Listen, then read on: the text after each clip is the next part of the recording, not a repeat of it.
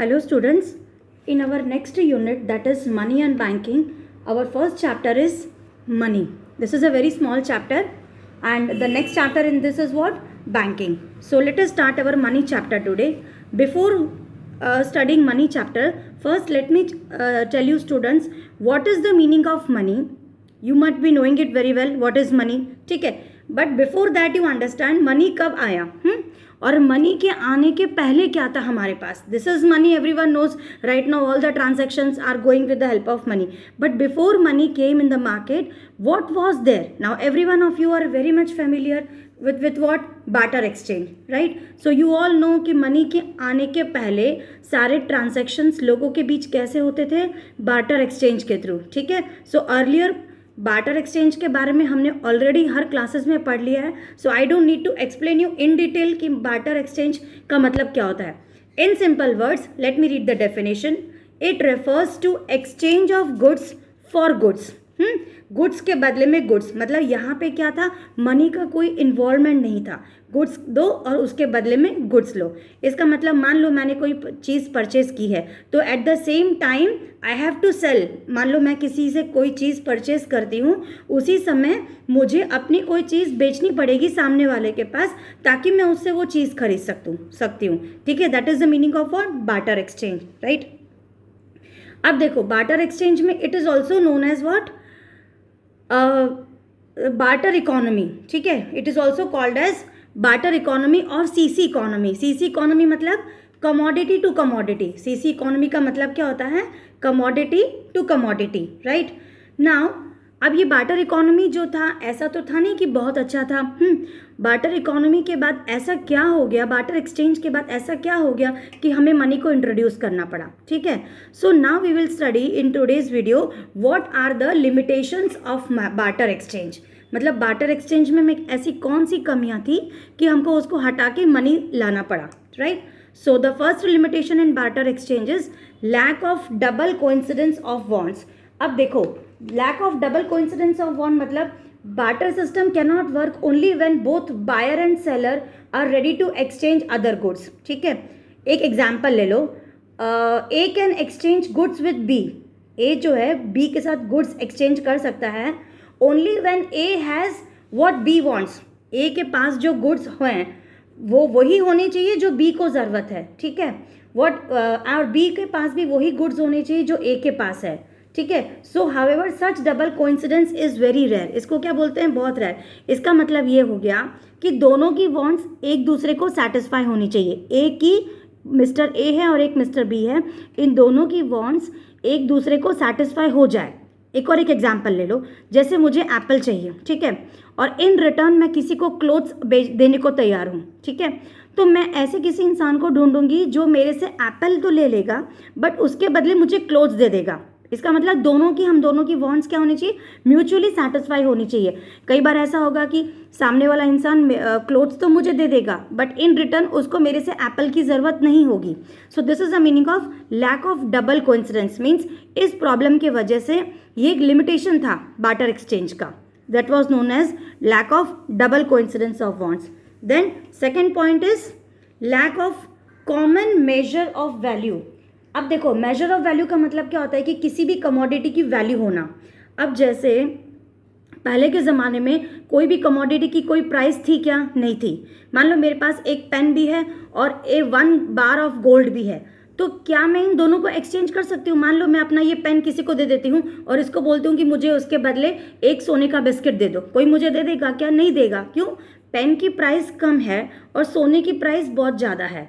So different items have different values. Her item की जो होती है ना वैल्यूज़ क्या होती है? बहुत डिफरेंट होती है. तो इसीलिए पहले के ज़माने में किसी भी चीज़ की मेजर नहीं थी. जैसे मैंने बताया कि इफ़ मिस्टर ए है उसके पास वीट है और मिस्टर बी के पास राइस है, तो अब तुम लोग बताओ, it is very difficult to decide कि उसको how much wheat is needed, उसको कितना वीट चाहिए ताकि वो राइस को 1 किलो से एक्सचेंज कर ले, ठीक है. So in the absence of common measure the exchange ratio is fixed randomly.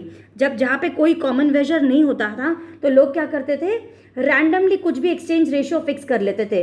So which was one of the generally कोई भी एक पार्टी सफ़र करेगी। मान लो मिस्टर ए के पास व्हीट है, बहुत सारा व्हीट है, और उसको राइस चाहिए मिस्टर बी से, तो 1 किलो राइस चाहिए, लेकिन उसके बदले में वो कितना भी व्हीट उठा के उसको दे दे रहा है। तो इस वे में कोई ना कोई एक पार्टी तो लॉस सफ़र करेगी, ठीक है। Third limitation was lack of standard of deferred payments. अब सबसे पहले आप लोग ये समझो कि स्टैंडर्ड ऑफ डिफर्ड पेमेंट्स का मतलब क्या होता है। स्टैंडर्ड ऑफ डिफर्ड पेमेंट्स मतलब क्रेडिट ट्रांजैक्शंस। आज के ज़माने में तो आपको पता ही है, क्रेडिट ट्रांजैक्शंस के बिना तो लाइफ हमारी पॉसिबल ही नहीं है।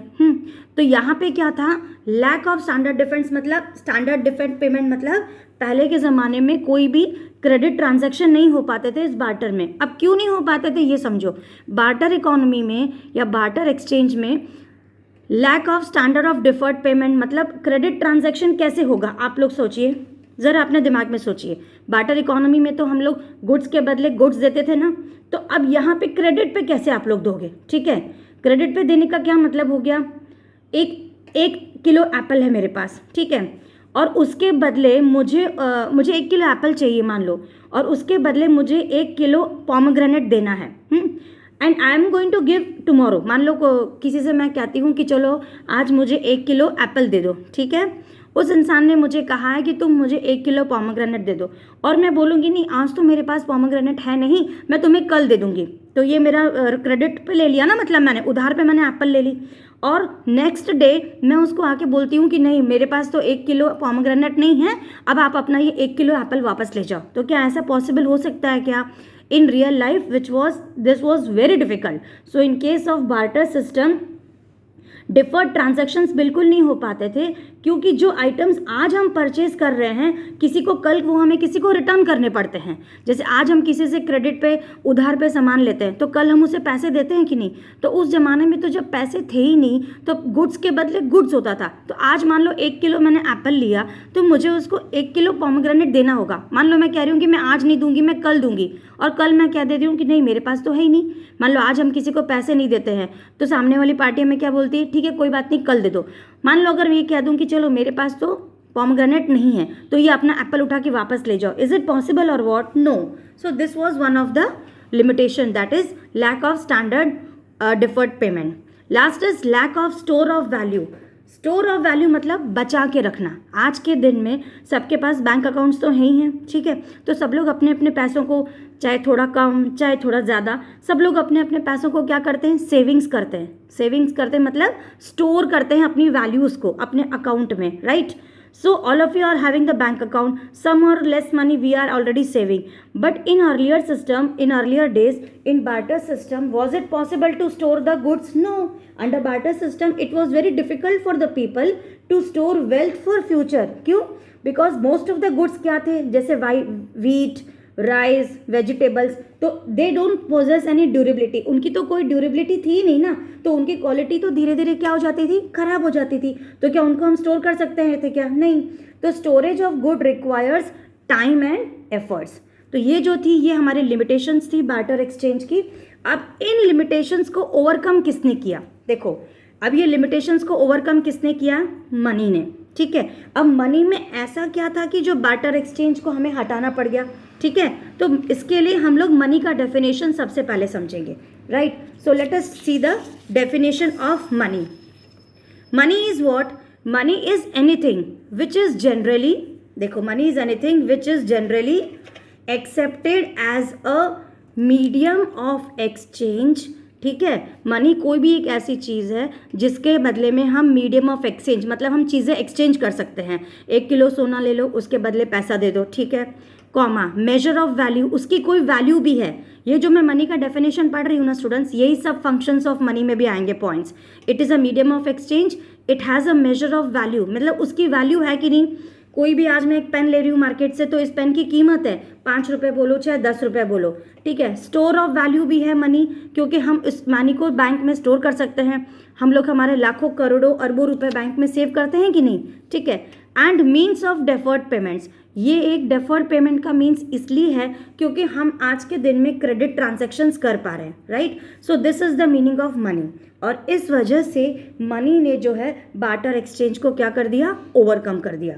So this all comes under functions only. Functions में क्या आ जाएगा, money is a medium of exchange, means goods can be exchange in place of money. It is a major of value, मतलब उसके value हम decide कर सकते हैं। Store of value, money can be stored in banks. And means of deferred payments, मतलब हम money को लेके क्रेडिट ट्रांजैक्शंस भी कर सकते हैं, राइट। अब एक छोटा सा एक डेफिनेशन और बचा है इस टॉपिक, इस चैप्टर में, वो है मनी सप्लाई। मनी सप्लाई का मतलब क्या है, इन सिंपल वर्ड्स अगर मैं बोलूँ, हमारे पास कितना पैसा है, ठीक है। मनी सप्लाई मतलब how much money we are having. इसका डेफिनेशन देख लो, it refers to total volume of money. Total volume of money मतलब टोटल हमारे पास कितने पैसे हैं।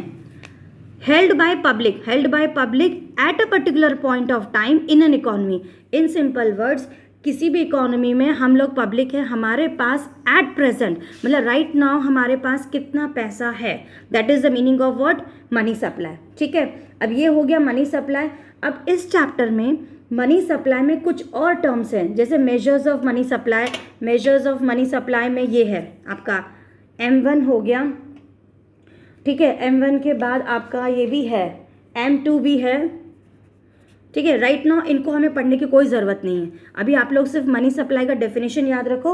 और एक छोटी सी इंपॉर्टेंट पॉइंट है इस चैप्टर में, that is unit of accounts. Unit of accounts मतलब क्या होता है, करेंसी ऑफ एनी कंट्री।